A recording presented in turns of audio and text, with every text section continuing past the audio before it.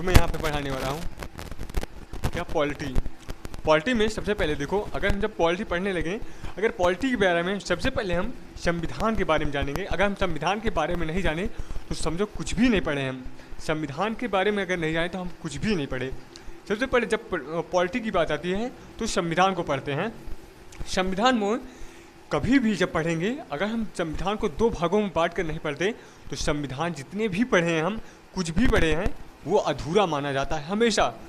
कभी भी हम संविधान को पढ़ेंगे तो 2 भागों में बांट के पढ़ेंगे। सबसे पहले हम संविधान को, एक तो खुद संविधान रखेंगे, संविधान। दूसरा क्या रखेंगे, राज्य व्यवस्था।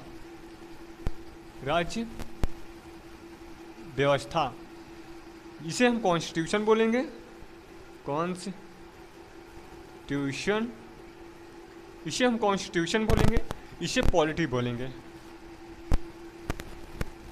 है क्या ये? इसे देखो, अब ये संविधान और कॉन्स्टिट्यूशन और पॉलिटी में है क्या अंतर, क्या है इन दोनों में? सबसे पहले देखो है क्या इसमें अंतर। कॉन्स्टिट्यूशन और पॉलिटी में संविधान, अगर हम संविधान की बात करते हैं तो संविधान क्या कहता है कि अगर यह नियम बताता है कि ऐसा करना चाहिए, लेकिन राज्य व्यवस्था करना बताता है कि अगर वैसा करना चाहिए तो किन स्थानों पर करना चाहिए, कहाँ पर करना चाहिए, किन लोगों के साथ करना चाहिए। समझना कैसे, जैसे हम ले लेते हैं एग्जाम्पल के तौर पे आर्टिकल 17 या कोई भी ले लेते हैं। मान लेते हैं आर्टिकल 17 अनुच्छेद 17 ले लेते हैं। अनुच्छेद 17 क्या कहता है, यह छुआछूत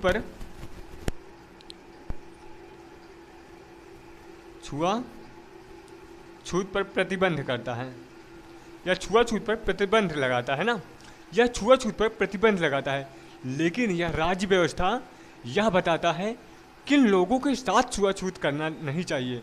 वह मान लो जैसे हम बताते हैं, ये अनुच्छेद 17 कहता है कि किसी के प्रति छुआछूत नहीं करना चाहिए। अगर छुआछूत करते हो तो वह क्या, संविधान के विरुद्ध है, वह दंडनीय है। तो देखो क्या है, अगर मान लेते हैं कोई आदमी, किसी को बीमारी है किसी प्रकार की, तो क्या हम उसे भी अगर छुएंगे तो क्या होगा? अगर नहीं, अगर उसे हम मतलब छुआछूत का कोई भेदभाव करते हैं तो हम भी मतलब वो हो गए इसमें। ऐसा यही कारण है, यदि ये बताता है कि छुआछूत है, अगर छुआछूत प्रतिबंध है किसी के साथ, तो कैसे लोगों के साथ छुआछूत का प्रतिबंध है। अगर किसी को बीमारी है तो उसके साथ छुआछूत चलेगा, क्योंकि अगर शायद उससे अगर हमें बचना है तो उससे बचना पड़ेगा, उसे छुआछूत से बचना पड़ेगा। तो राज्य व्यवस्था यह बताता है किन लोगों के साथ छुआछूत करना प्रतिबंध है। जैसे कि हमारे देश में जैसे छोटी जात, ऊंची जात, ऐसे कुछ क्या जाति धर्म बांटे गए हैं। तो उन आधारों पर अगर कोई भी छुआछूत जैसे कोई भेदभाव करता है तो क्या है, वह अपराधी है, वह संविधान के खिलाफ है। ये ऐसी बातें, यह पॉलिटी सिर्फ यह बता दे के चला जाता है कि छुआछूत प्रतिबंध है, किसी के सभी को समान माना जाएगा। लेकिन पॉलिटी, ये राज्य व्यवस्था बताता है या पॉलिटी बताता है कि किन लोगों के साथ करना चाहिए। अब मान लेते हैं जैसे बहुत से हैं SC ST जैसे कुछ लोगों के साथ, अब इनके साथ क्या होता है, छुआछूत का व्यवहार किया जाता है। ये छोटे लोग हैं, ये बड़े लोग हैं, ऐसे करके कुछ छुआछूत का व्यवहार किया जाता है। तो यहाँ पर देखिए, अब इनके साथ कहीं पर मंदिर या मस्जिद या किसी भी स्थान पर जाने से इन्हें प्रतिबंध किया जाता है, तब यह क्या होता है, यह इसके खिलाफ है। तो यह बताता है कि कॉन्स्टिट्यूशन, यह संविधान बताता है कि यह अनुच्छेद बता देगा है कि छुआछूत प्रतिबंध है, लेकिन कैसे लोगों पर, कहाँ पर, क्या और कैसे रूल को फॉलो करना है, यह बताता है राज्य व्यवस्था। मान लेते हैं, ये तो पहला हुआ एग्जाम्पल, और ले लेते हैं दूसरा एग्जाम्पल। कौन सा ले लेते हैं, 15 ले लेते हैं। चलो 15 है। अब ये अनुच्छेद 15 कहता है कि किसी भी व्यक्ति, सभी व्यक्ति को समान है, कि कोई भी व्यक्ति ऊंच नीच नहीं है, सभी व्यक्ति समान हैं, समानता का अधिकार है। ये क्या है, ये समान रखता है, सभी को समानता देता है। जाति धर्म किसी भी प्रकार के लोगों के साथ भेदभाव करने का पर प्रतिबंध लगाता है। क्या? जाति धर्म जैसे भेदभाव नहीं कर सकते, भेदभाव जैसे नहीं कर सकते किसी के साथ। अब यहाँ पे ये तो बता के चला गया कि क्या यहाँ पे जाति धर्म भेद जैसे कुछ मुद्दों के लेकर हम उससे किसी के साथ भेदभाव नहीं कर सकते। अरे अब कैसे, हम कहाँ पर किन लोगों के साथ कब कैसे कहाँ, इन सब का अगर कोई जवाब देता है तो कौन जवाब देता है? राज्य व्यवस्था। राज्य व्यवस्था पॉलिटी बताती है कि कैसे अगर कोई SC ST जैसे लोगों को या कोई भी किसी भी जाति जैसे जनजाति लोगों को कोई भी किसी के भी साथ अगर किसी धार्मिक स्थानों पर जाने से रोकता है, किसी मेले में जाने से रोकता है, किसी के घर में आने से रोकता है, किसी को छूने से रोकता है, यह सब यह बताता है जाति व्यवस्था, ये राज्य व्यवस्था बताता है कि यहाँ पर इन लोगों के साथ ऐसा व्यवहार करना चाहिए, यहाँ पर ये रूल्स फॉलो करना चाहिए। ये तो था संविधान का इंट्रोडक्शन कि कैसे हम संविधान को पढ़ते हैं, किन टाइप के पढ़ते हैं। ये पे देखना, लाइक और सब्सक्राइब बाद में करना, वीडियो को देख रहे हैं पहले सबसे पहले समझना। अगर हम पहले ये हमारी इंट्रोडक्शन क्लास होगी, ये सबसे पहले हमारी इंट्रोडक्शन क्लास होगी। तो देखो संविधान, अब हम संविधान के बारे में पढ़ेंगे। संविधान का है क्या, इस संविधान के बारे में, संविधान की क्वालिटी क्या है। इस संविधान को हमें हमारे भारत में सबसे उच्च, सभी किताबों से उच्च, भगवत पुराण गीता रामायण सबसे ज़्यादा सबसे महान संविधान को क्यों माना गया है। सबसे पहले देखेंगे आखिर माना क्यों गया है इसका। तो पहले हम इसे मिटा दें।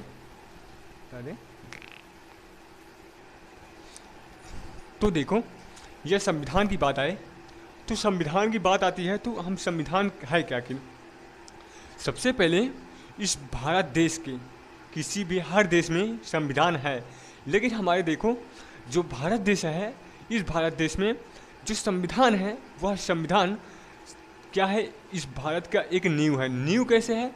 देखो संविधान, हमारा जो संविधान है, शासन प्रशासन समाज कैसे चलेगा, किस आधार पर चलेगा, उसका रूल्स क्या होगा, किस आधार पर ये सारे समाज प्रशासन ये सभी चलेंगे, कैसे किस आधार पर चलेंगे, सब कौन बताता है? यह संविधान बताता है। तो संविधान देखो, संविधान क्या है क्या, ये संविधान सबसे पहले टॉपिक नंबर 1, संविधान यह इस देश की या किसी भी देश की सर्वोच्च विधि है। सर्वोच्च विधि है संविधान। क्या है? भारत संविधान सर्वोच्च विधि है।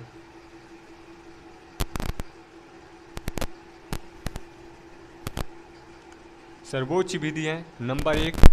टॉपिक नंबर 2, संविधान में 3 शक्तियों का उल्लेख है। संविधान में 3 शक्तियों का उल्लेख। कौन सा? विधायिका का, कार्यपालिका और न्यायपालिका।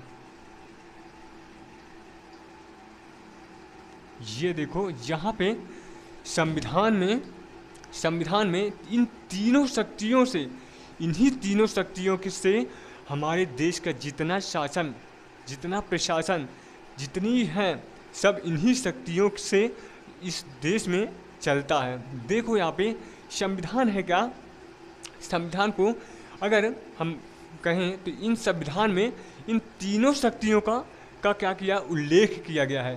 तीनों शक्तियों या फिर हम तीनों को एक एक करके लिखें या डायरेक्ट लिख दें। तीनों शक्तियों का संविधान में उल्लेख है मतलब संविधान में इन विधायिका, कार्यपालिका और न्यायपालिका जैसे इन सभी के शक्तियों का उल्लेख है। मतलब किसकी शक्ति कितना है, कौन कितनी शक्ति है किसके पास, वह कार्य कितना कर सकता है। इन सभी के शक्तियों का उल्लेख क्या है, इस संविधान में उल्लेख किया गया है, इन सभी तीनों का। और उसके साथ साथ यहाँ पे शक्तियों का ही उल्लेख नहीं किया गया है, यहाँ पे इनके शक्तियों को, सीमाओं को भी बताया गया है। इन तीनों शक्तियों के क्षमता कहें या कुछ भी, तो इनका उल्लेख किया है। सीमा का उल्लेख, सीमाओं का उल्लेख किया गया है, तीनों शक्तियों का उल्लेख किया गया है। देखो, मतलब यहाँ पे विधायिका, कार्यपालिका और न्यायपालिका, इन तीनों की शक्तियों को यह बताया गया है कि कौन किसके पास कितनी शक्तियाँ हैं। कोई भी कार्य, अब न्यायपालिका की शक्ति किसी को न्याय देना, किसी को न्याय सुनाना, यह किसे है, न्यायपालिका के हाथ में दिया गया है। इसका क्या, किसकी शक्ति है, ये न्यायपालिका की शक्ति है कि किसी को न्याय कैसे दिलाया जाएगा कोर्ट में। यहाँ पर कार्यपालिका कोर्ट में जाकर न्याय नहीं सुना सकती। ये क्या है, शक्तियों का दायरा, कौन किसकी कितनी शक्ति है, यह संविधान में उल्लेख किया गया है। यहाँ पे सबसे देखना, विधायिका, कार्यपालिका, न्यायपालिका, इन सभी को अब है क्या, ये विधायिका, कार्यपालिका, न्यायपालिका आखिर है क्या, ये हम इन्हें समझने के लिए सबसे पहले क्या करेंगे, अगले वीडियो में पढ़ेंगे। क्योंकि ये तो थोड़ा सा आज इंट्रोडक्टरी क्लास थी, जो अभी मैंने कोशिश की कि मैं कितना अच्छा किसी के सामने रख सकता हूँ इस वीडियो को। तो देखना, जो भी होगा यहाँ पे कैसे